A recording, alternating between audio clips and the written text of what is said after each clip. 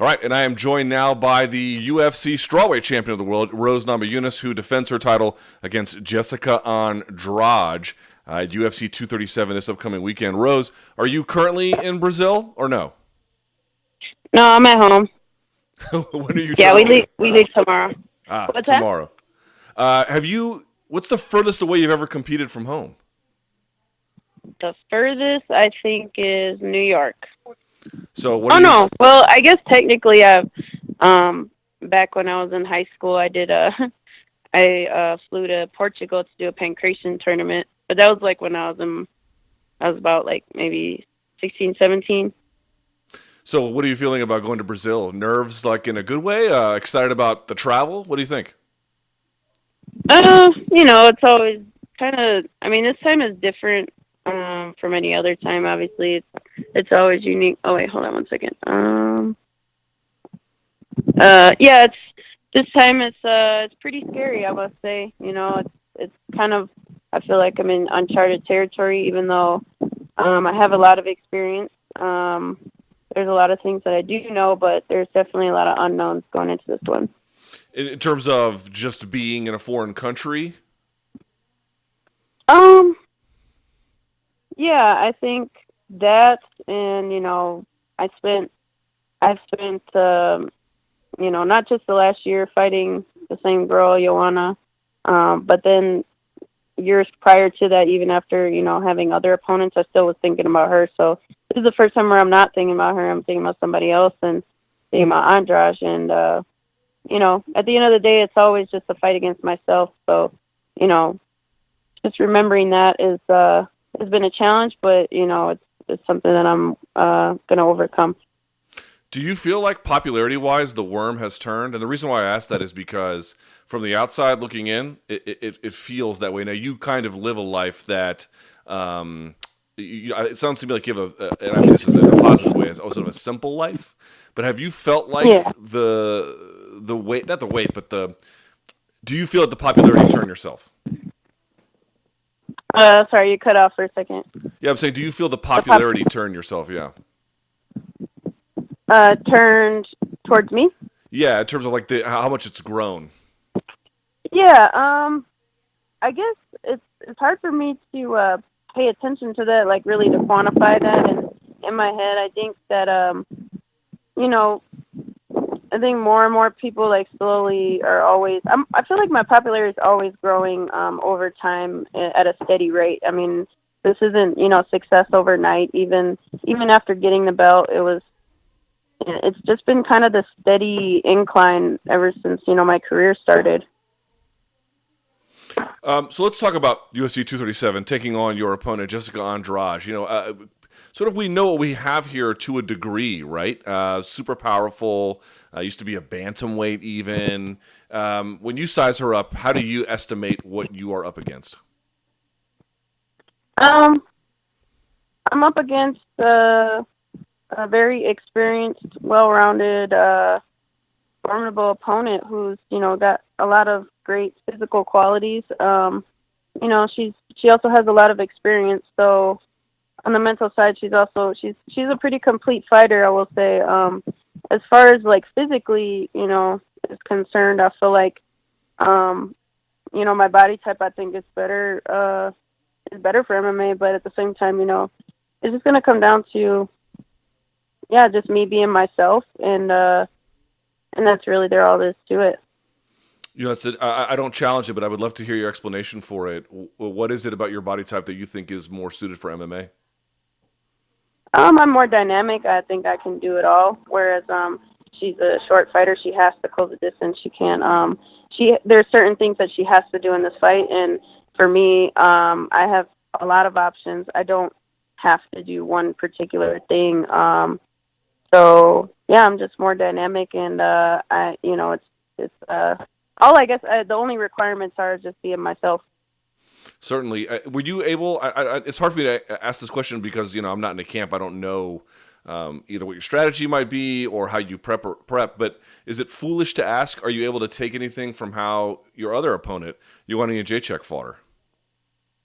Yeah, I think that she just didn't let anything phase her. I think that was mainly the key ingredient to her success. I think that stylistically, she did a good job at defending the takedowns and just keep snapping the jab and just constant movement. And those are things that obviously we take into consideration. We know that Andrade has trouble with movement.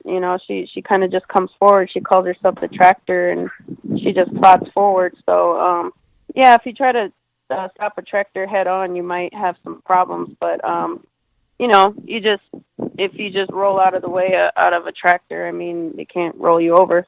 That's a fair point. Anything analogous to what you faced? And like, how similar is she to anybody else you fought before in any context?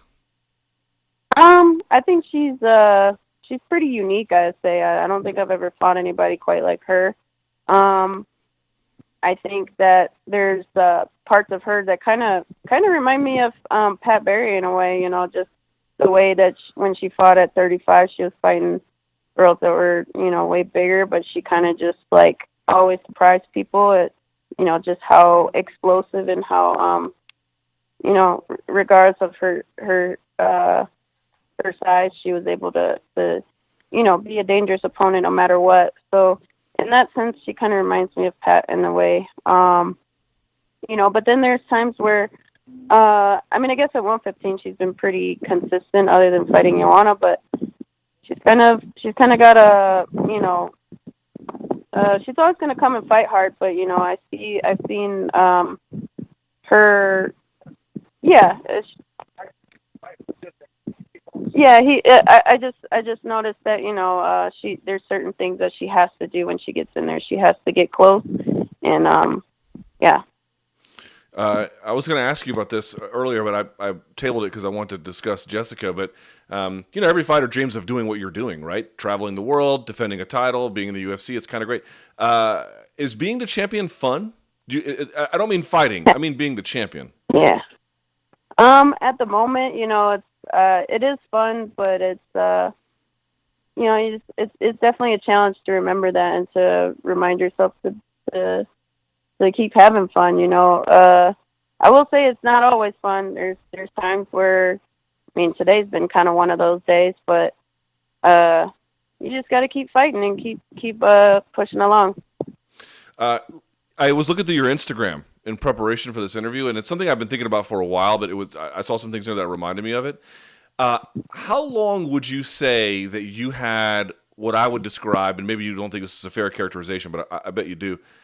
How long would you say you've had a special connection to animals? Since I was born, or since I could remember, I guess. All right, so how did you know that? Like, what was the moment where you realized you had a bond with them? Yeah, I guess, since I can remember, I always was, drawing pictures of animals. I always had a bunch of stuffed animals, all the time. Lion King was, my favorite movie. And then in kindergarten, they asked us what we wanted to be when we grew up, and I said I wanted to be a farmer. And so, yeah, that's just been, and it still hasn't changed. I still, right now I'm sitting outside looking at my raspberry bushes that we just planted in the garden. So I'm just getting, each step closer every day to doing really what I want to do. Obviously, mixed martial arts is a huge part of my life, and it's always going to be. And this is something that I love doing as well. But, I think gardening is the only thing, or just, gardening is it comes pretty close to comparing with fighting in terms of how much I love it. What are the things you like to grow? So right now we have we got some tomato plants, some cucumbers, we have raspberry bushes, herbs, flowers. We've even got some eggplant, and being in Colorado, we also got weed plants too. I could certainly imagine. That's got to be legal, right? Yeah, Yeah. Yeah, it's completely legal here, so that's just yeah, That's funny. it's definitely I've heard weed is hard to grow. Is that true? it's it's not as hard as I'd say it's not harder than like growing tomato plants. I think people just make all these rules and this is what you have to do and you have to do the pH level and you have to this many hours and do this and do that and we just kind of like go with what we feel and I guess that kind of applies to a training camp as well. Like people always say like you gotta carb up, man, or you gotta eat your protein, or you gotta train for this many hours and do this thing and do this stretch and sometimes I kind of do that to myself as well. I make all these rules for myself, and then when it gets down to it, it's just like it's a fight. You either can fight or you can't. Yeah, I could certainly imagine. A couple more questions for you. I really appreciate your time. It's another thing that sort of occurs to me when I think about your career and your trajectory and some of the things you take seriously. One of them is, and I guess I also mean physical rehabilitation, but one of the things I think you take seriously that a lot of fighters don't is self-care, right? Thinking about their lives, the things they need to do to live in a healthy, balanced way. Why is it you think you're a bit of an outlier in that regard where a lot of other athletes don't? Again, they might take the ice baths and lay off the sparring, but there's more to it than that, and you seem to have picked up on that. How come no one else has, or not many people have? You mean in terms of like psychologically, or just there's more to life than merely aiding and abetting the body, right? Yeah, I mean, and that's the thing. It's like I think me just given my certain genetics and my upbringing and everything like that, like I know that I'm born with a lot of talent and skill, and also, I have a great work ethic as well. And a lot of my life, I spent, I didn't really have much of a childhood because I was always just like working all the time. And, it's gotten to me where I am today. So it's like a blessing. But at the same time, it's like, I realized the importance of also like being able to have fun and try not to put too much pressure on myself because what's up? Oh, yeah.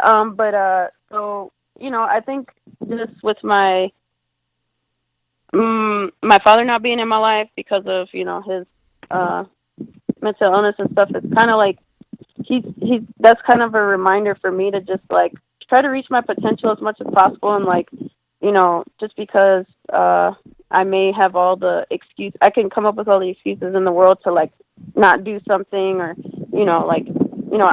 I didn't have to take this fight. I didn't have to come to Brazil and leave my home to fight this girl.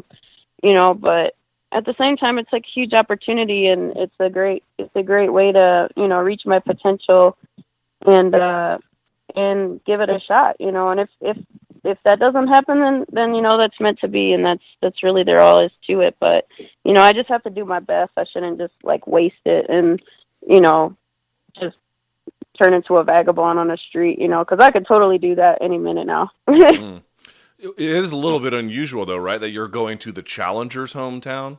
Seems to be even make more sense that they would go to yours, but I guess they're trying to till the soil, so to speak, of the Brazilian market. I guess that's all you attribute it to. I don't really know what the reason is. I think, I don't know. To me, I just think like all I know is that it's just a great opportunity for me. Not, one, to not only just have like a really cool experience and meet all my Brazilian fans, and that's just something that I've had opportunities to go to Brazil before, but just never lined up quite the way I wanted it to. So, it's just a good opportunity for me, and that's kind of how I'm really looking at it as. And I'm just going to try to make the best of it. All right, so here's the most important question for you. Are you going to see the new Lion King, like, live-action thingy when it comes out? You know what? I have a feeling that the live action ain't gonna be as good as the cartoon. You know what I mean? Like, just kind of like, it just seems weird. I don't know. It is a little weird. I saw a trailer today. It looked pretty good. Really? Okay, because I'll probably have to check that out. But because I don't really stay current on movies that well, or like TV for that matter. However, I finally gave in and gave Avengers a chance, the last one. Ooh. And so it was actually really good. And I usually don't like superhero movies or anything like that. And I actually don't even really care for movies that much anymore. But that one was actually like way better than I was expecting. And maybe I'll check out the new Avengers movie that just came out. I just saw it. Actually, it was actually pretty good. If you like the last one, you'll like this one too. That's my Luke Thomas Okay. guarantee. All right. Yeah. All right, Yeah. Rose. I really hear appreciate it's pretty good, so. Say again. I said I heard it was really good, so yeah, I'll check it out. It is definitely very good. You'll enjoy it, but of course, you got bigger action to take care of at UFC 237. Yeah. Congratulations on the headlining slot. We really appreciate your time. Safe travels. Can't wait to see you fight. All right, thank you, man. Thank you so much.